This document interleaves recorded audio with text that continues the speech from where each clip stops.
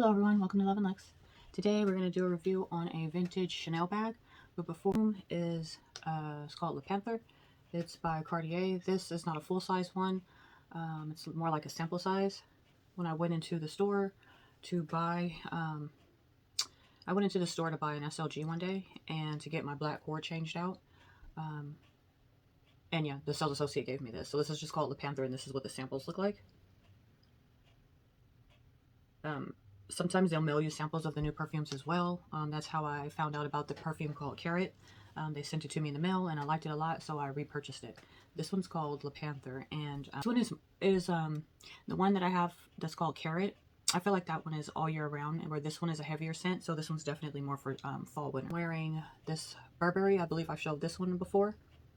This is a liquid matte lipstick, but it is creamy and it stays all day. So that's what that looks like. It's like a burgundy, yeah, like a true burgundy color, like a deep, dark color for fall, winter.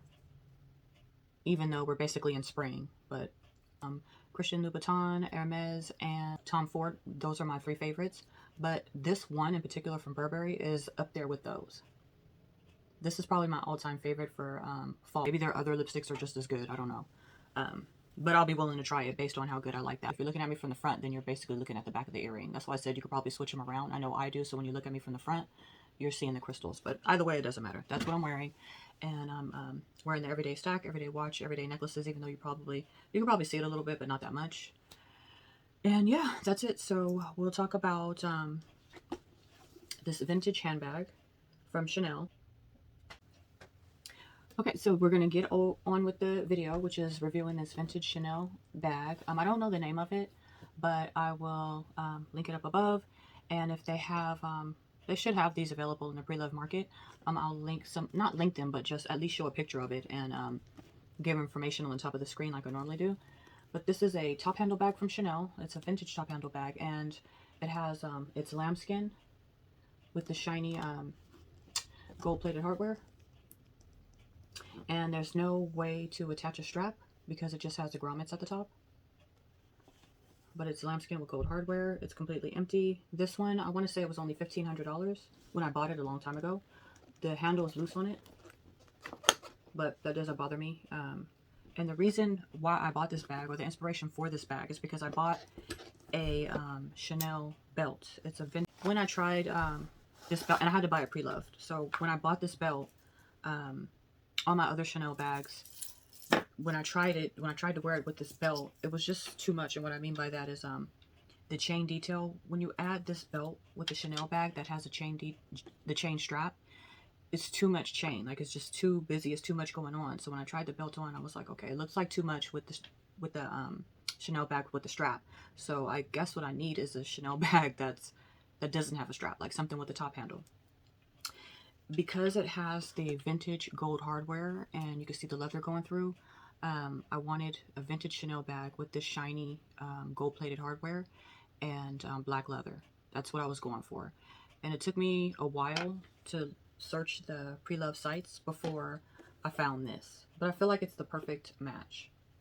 So you see what I mean? If this bag didn't have a top handle, let's just say it was a classic flat, whether it was new or vintage, I feel like with the chain that comes on the strap, that comes on the bag, I mean, it just would have been too much. To have this around your waist, and then, I mean, yeah, around your waist, and then have this with the gold chain strap, it just would have been too much. But this is perfect because it's not too much. So yeah, I know this video is not about this belt, but this is what it looks like. Let me see if I can get close in and kind of show details on what it looks like.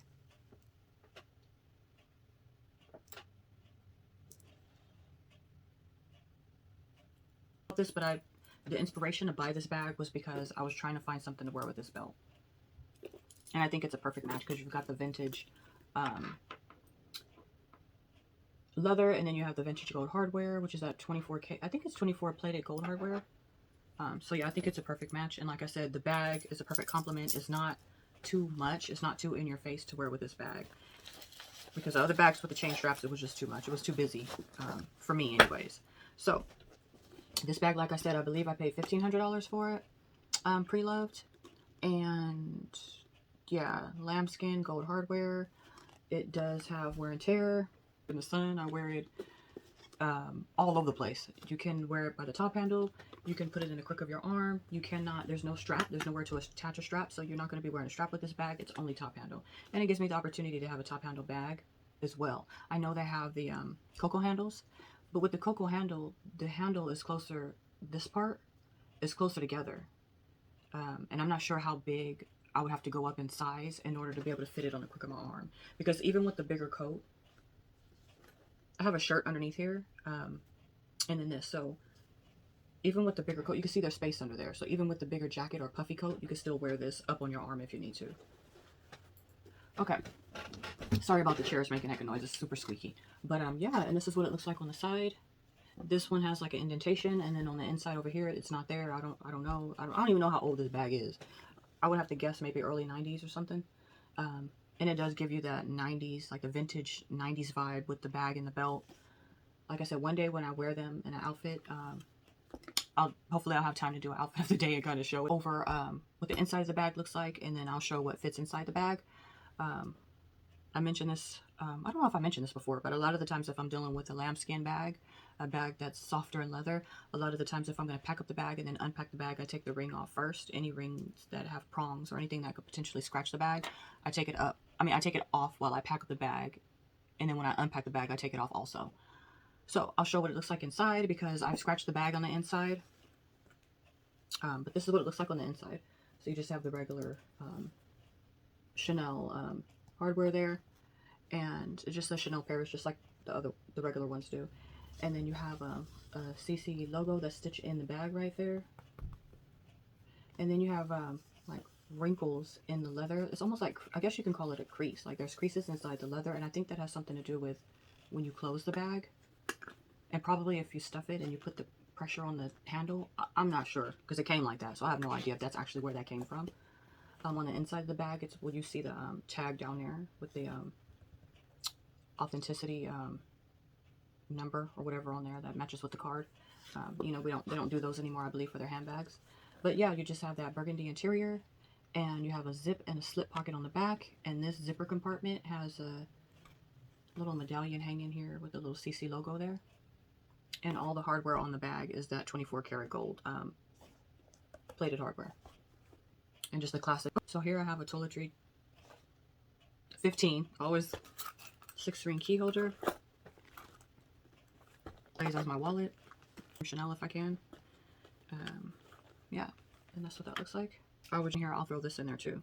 I mentioned a lot of the times if the perfume I'm wearing, if it has an atomizer that you can buy, then I'll buy the atomizer to go with it.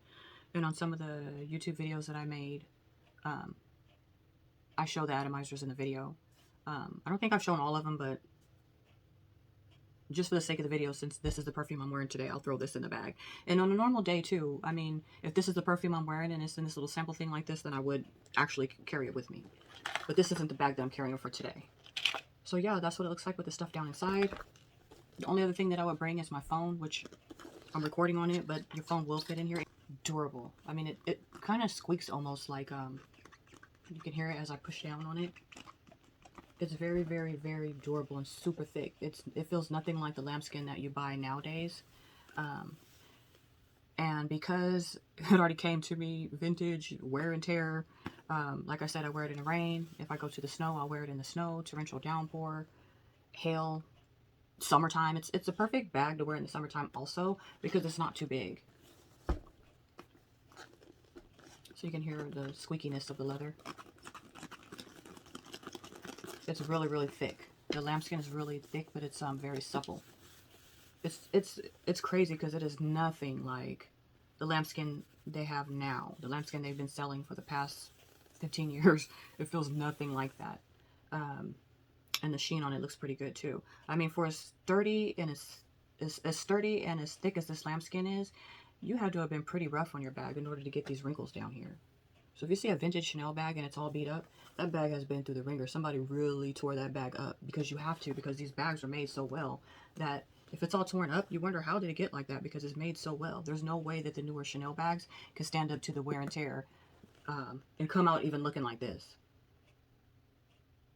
And honestly, the prices that they're charging for these bags now, when I check the pre-loved market, they're a lot. Like I said, I think I paid $1,500 for this bag. I've seen it for $4,900. I've seen it for $5,000.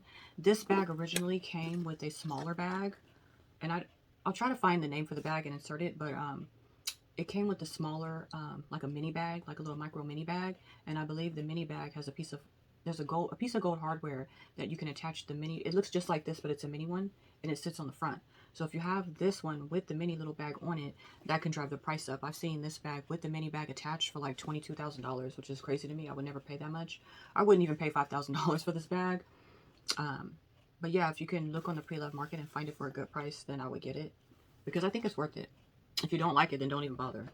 But I think it's a good bag. And like I said, the sole purpose of buying this bag was to wear it with that belt. Which is crazy because I never wear the belt by itself, but I always wear, how can I say that? When I wear the belt, I only wear it with this bag. But I wear this bag a lot without the belt, I guess is what I'm trying to say. Yeah. It's a little workhorse. And like I said, because it already has wear and tear and it's vintage, I don't worry about it at all. Again, while I take it out. So the first thing that's sticking up is my car key. The lipstick. The mirror. Sorry, I'm getting a phone call. The toiletry. 6-ring clay that I'm using as my wallet. And the last thing that's down inside. And your phone could still fit. Either you'd slide it in the back, behind this stuff, or in the front, in front of it. But it does fit with all this stuff. And then you just do it up, and there you go. It doesn't bother me when I carry the bag.